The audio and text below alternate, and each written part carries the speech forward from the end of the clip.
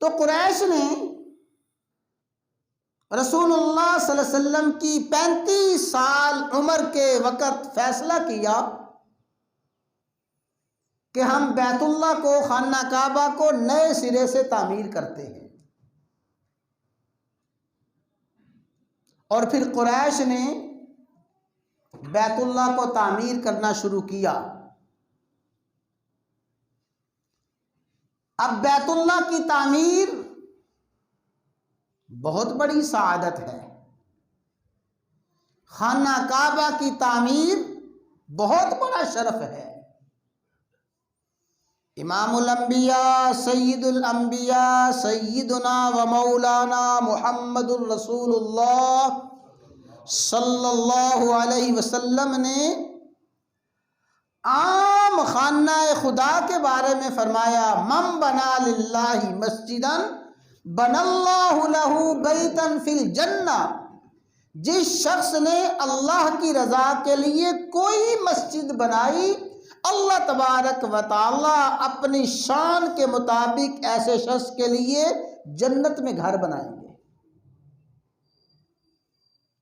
اور ایک حدیث میں یوں فرمایا، اگرچہ اس نے چڑیا کے گھونسلے کے برابر مسجد بنائی۔ کیا مانا؟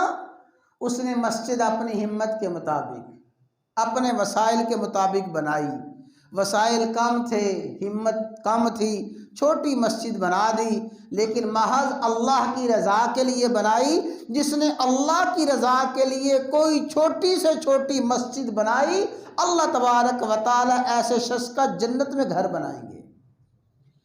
تو جب عام مسجد کی تعمیر اتنا بڑا شرف ہے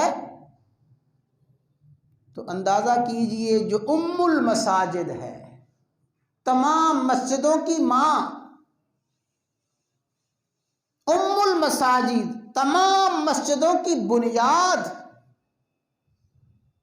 یہ جتنی دنیا جہان کی مسجدیں ہیں یہ بیٹیاں ہیں، اور ان کی ماں مسجد حرام ہے۔ کعبہ کی بیٹیاں ہیں یہ دنیا جہان کی مسجدیں، اور آج کل کی اصطلاح میں یوں کہہ لیجئے یہ دنیا جہان کی مسجدیں یہ برانچیں ہیں، اور ان کا ہیڈ آفس وہ بیت اللہ ہے۔ عام شاخ کو، عام برانچ کو بنانے کا اتنا اجر ہے، تو جو مرکز ہے، جو اساس ہے، جو ہے اس کو بنانے کا کتنا اجر ہوگا۔ تو قریش نے بیت اللہ کی تعمیر شروع کر دی۔